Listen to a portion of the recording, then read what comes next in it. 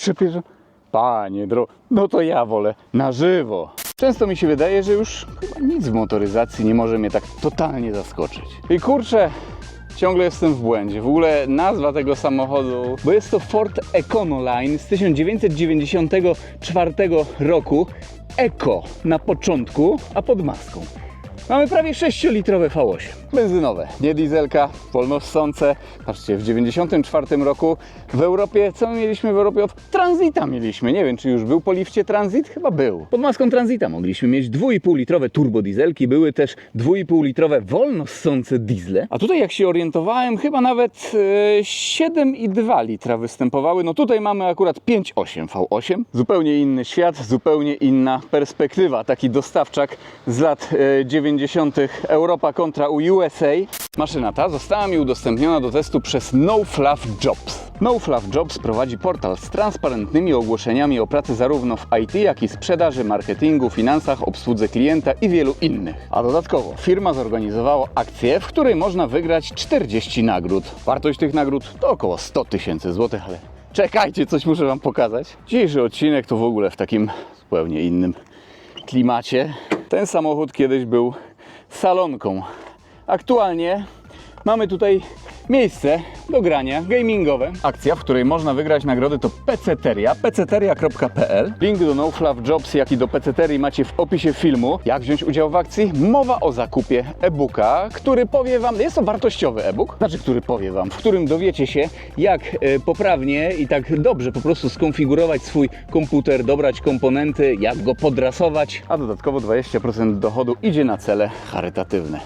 Dobra, zamknijmy na chwilę, spokojniutko, wszystko sobie dziś obejrzymy. Będzie próba autostrady, będzie w ogóle ciekawy odcinek, raceboxik. Ford Econoline to taki typowy dostawczak, typowy bus z lat 90. Jest to maszyna bardzo prosta, ale też dość dynamiczna, bo dość mocna, dość ciężka, wielka. Wszystko tu jest po prostu takie absurdalne, jak na europejskie realia oczywiście. Ten egzemplarz został wyprodukowany w 1994 roku, a bodajże Ecoline tej generacji produkowane były od 1992 roku. Jest to wersja E150, czyli mniejsza, ma tylko 5,4 metra długości i ten egzemplarz, tak jak wcześniej powiedziałem, był salonką. Były tutaj po prostu, było 6 foteli kapitańskich. No w Europie mieliśmy multivany, a właśnie w Stanach Zjednoczonych występowały salonki, czy to Forda, czy to GMC, jeśli chodzi o wygląd zewnętrzny, nawiązanie do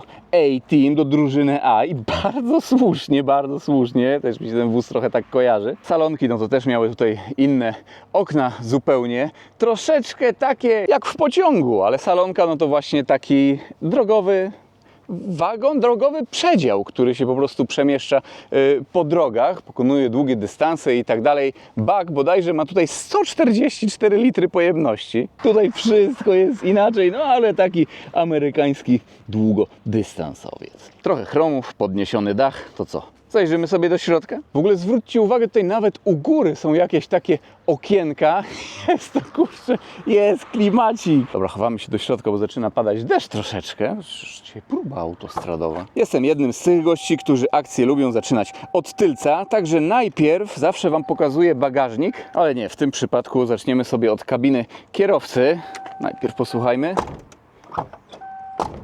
Jest konkretnie, no wiecie, tak jak w busie, ale to mnie wycie tutaj wkurza, ale nie wiem jak to wyłączyć. Czekajcie, tutaj przekręcę lekko. O, ale zacznie zaraz chyba znowu wyć. No hashtag Stany Zjednoczone, nie wiem, czy to jakieś kwestie homologacji pewnie, żeby to było i właśnie miało taki dźwięk. Boczek drzwiowy. Tu jest twardo, tutaj oczywiście twardo, bo jest taki oto dekor z prawdziwego drewna. Jest to normalnie taka deska, ale zobaczcie, emblemat Limited. Tutaj już materiał, tak bardzo przyjemny w dotyku, kula ziemska. No, taka maszyna dla podróżników. I tutaj reszta boczka drzwiowego już jest miękka, mięciuteńka. Tutaj dywanik, to normalnie jak w chacie w sumie jest. Zobaczcie, jaka tutaj jest subtelność. No miało być tutaj luksusowo, ale te przyciski, no to naprawdę takie ordynarne. Pierwsze, na co się zwraca tutaj uwagę, no to skóra, siedzisko. o trzymaniu bocznym. Jak chcemy trzymanie boczne, to sobie podłokietniki rozkładamy i wtedy nie wypadniemy z fotela. To jest trzymanie boczne po amerykańsku. Ale złożymy, wejdziemy do środka i proszę, też kula ziemska. To jest wszystko pomarszczone i to fabrycznie było też pomarszczone. Można klepać. Co do klepania, mam kilku znajomych, którzy by tego busa wykorzystali, chciałem powiedzieć. Którzy by tutaj inne filmy w takim busie kręcili. Tam z tyłu. Ogólnie środek jest tutaj taki jak w normalnym busie. A tutaj w sumie trochę miękka deska rozdzielcza. Tutaj już twardo, wiadomo, ale salonka, no to miało być luksusowo. I co? Jest luksusowo. Normalnie nałożone zostały tutaj nakładki drewniane dekory. Prawdziwe drewno, które bezczelnie jest przykręcone śrubą do deski rozdzielczej, do dekorów nawet w niektórych miejscach oryginalnych, fabrycznych. Tutaj była taka, nie wiem, taka krateczka jakby srebrna. No i co? I cyk, jest drewienko, jest luks. Bardzo, bardzo ciekawe podejście do tematu. No i oczywiście umeblowanie salon. Tu normalnie to jest mebel. To jest drewniany mebel. Cyk. Tutaj. A nie, to wyciągamy. Uchwyt na kubek. Tu też kolejny mebel. Wiecie co? Odpalimy sobie maszynę, wyprostuję kierownicę. Powiem wam, gada ta maszyna. Soundcheck trzeba będzie zrobić. Że będzie coś słychać?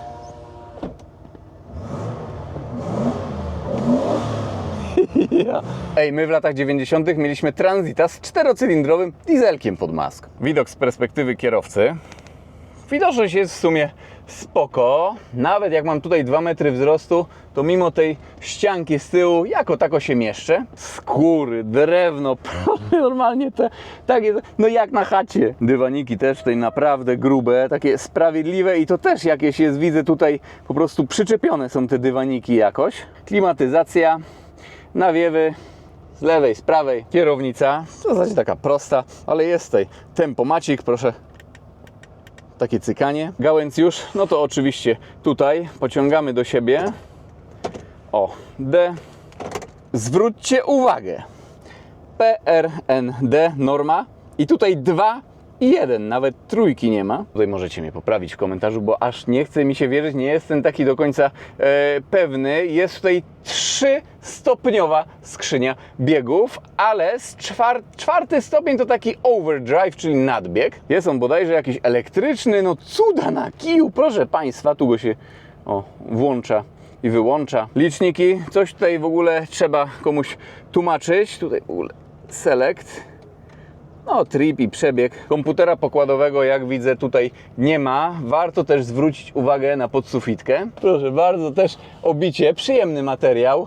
Te drewno takie surowe dość. No tutaj troszeczkę podsufitka, to by się zategowało. Cały panel sterowania, fog lights, rear radio, wall lights, map lights.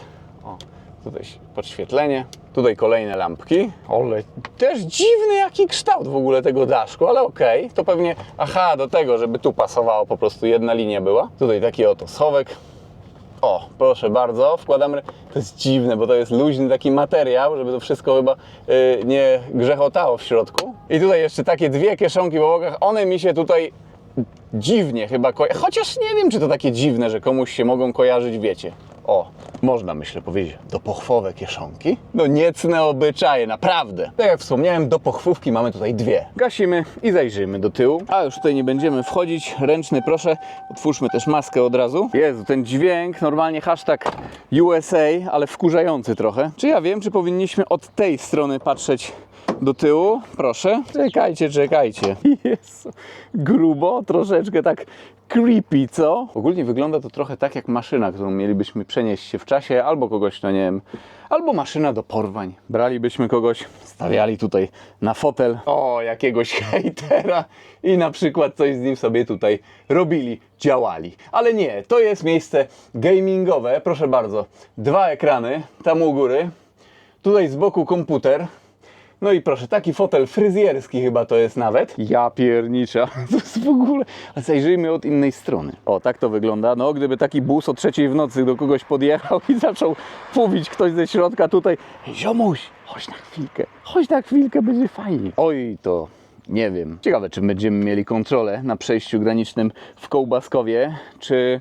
Chciałem powiedzieć, czy Państwo kontrolerzy zajrzą tutaj do tyłu.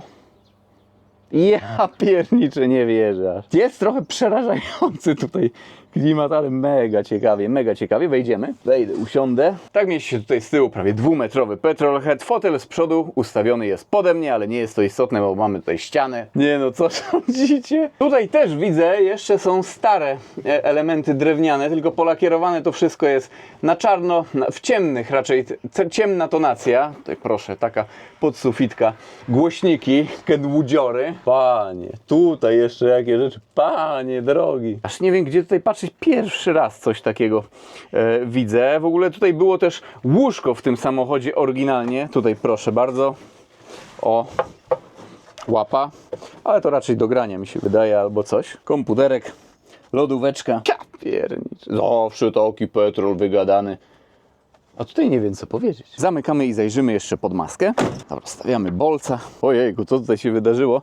W zasadzie to silnik aż tak dobrze widoczny tutaj nie jest. Cholera, to jest czymś ubrudzone, czy o co tutaj chodzi? Tam, proszę bardzo, głębiej jest silnik. Jest on bardzo głęboko osadzony i tak daleko, przez co na przykład w środku jest troszeczkę tutaj wąsko. Zwróćcie uwagę, no tutaj ta ściana środkowa, no tutaj jest właśnie silnik, to jest ściana środkowa, przestrzeń taka jakby właśnie na jednostkę. I mamy tutaj 5,8 litra V8. Wolnossąca jednostka, tak jak wcześniej powiedziałem, skonfigurowana z automatyczną skrzynią biegów, napęd na tył. Stopni mamy tutaj 3 plus elektryczny overdrive, nadbieg, ale nie, to musi ktoś z Was w komentarzach mnie uzupełnić. I tak, ciężko znaleźć jakiekolwiek dane na temat takiej właśnie S150, ale ten silnik powinien mieć jakoś 275 koni mechanicznych. Oczywiście były też 4,6 litra, były też, jak ja widziałem, 7,2 litra, ale nie wiem, czy dokładnie w E150. W ogóle te busy wychodziły nawet w wersjach ponad 20-osobowych, takie pasażerskie, przeloty pasażerskie. Też z drugiej strony, wiecie, prawie 300 koni mechanicznych, ale ta 3-stopniowa skrzynia biegów, masa tego samochodu to 2650 kg i też nie mogłem znaleźć, ile ten wóz ma do setki. Ciężko to nawet oszacować. W takiej sytuacji wjeżdża tutaj z buta, wjeżdża cały na biało raceboxik.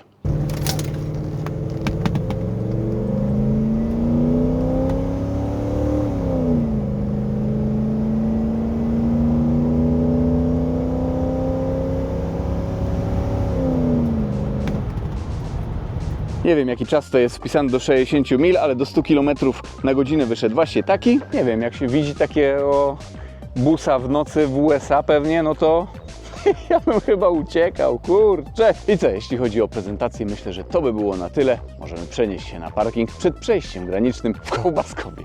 To co, jesteśmy na miejscu, palimy bestię i przy tym soundcheck.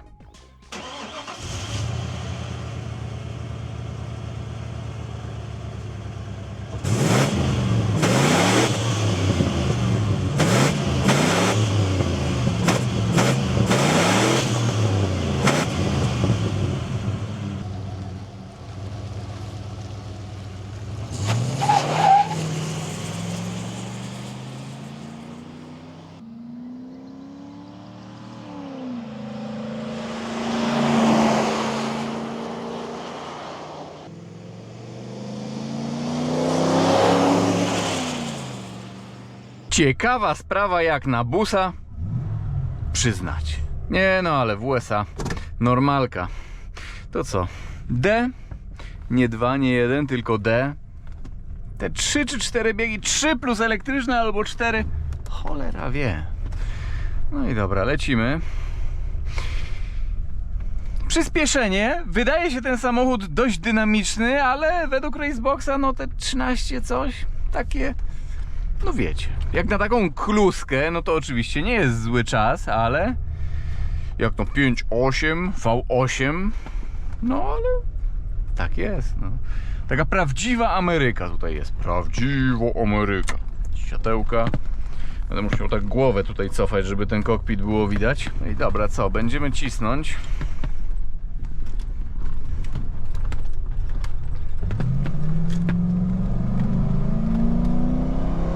Wyskalowanie prędkościomierza do 130 km na godzinę.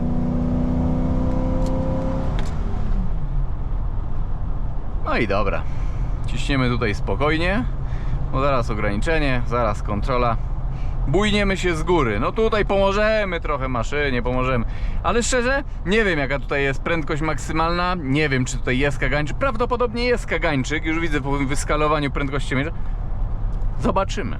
Ogólnie siedzi się tutaj bardzo, bardzo wygodnie. To są takie nie fotele, tylko takie mini sofki. Nawet tutaj wezmę sobie, o, 2 podłokietniki są. Teraz można jechać, o tak. Się siedzisz. Wiaterek mamy boczny, no dziś nie będziemy aż tak pędzić, także ściągnąłem kamerę na spokojnie, żeby nie było przypału. No ale jak będzie kontrola, ciekawe co tam by panowie tutaj powiedzieli, co się tutaj z tyłu dzieje, no zobaczymy, zobaczymy. Hello? English, Deutsch, where you come from? Poland. To petrol aus Polen, a co? Dobra. Słaba tu jest widoczność, mam nadzieję, że nic nie jedzie. No i niemiecka strona i tutaj można cisnąć, ja tak się odsunę jeszcze, żeby tutaj perspektywa super była.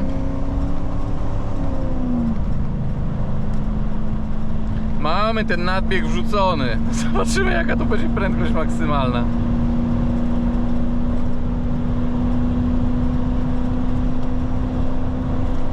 No. Ole się domknął licznik. Jezu.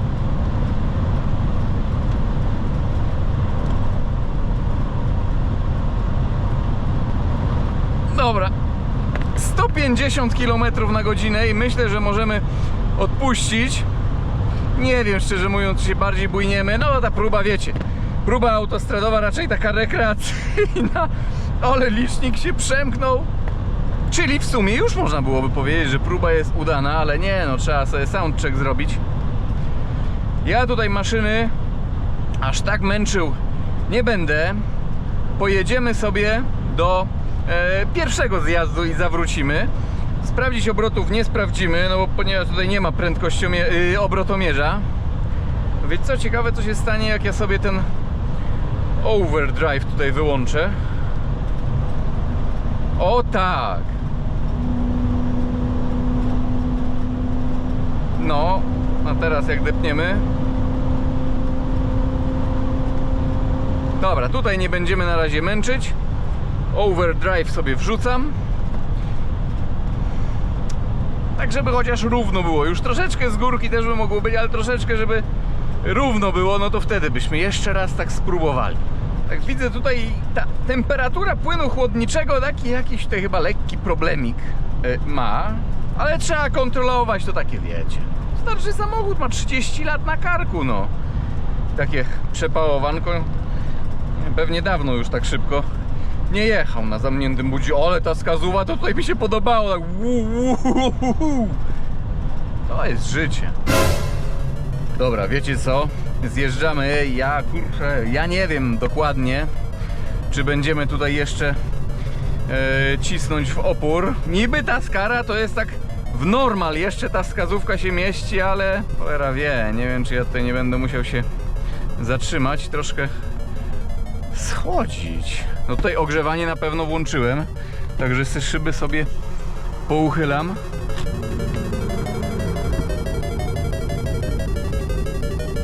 Dobra, wiecie co? Ja tutaj na chwilę się zatrzymam i zobaczymy.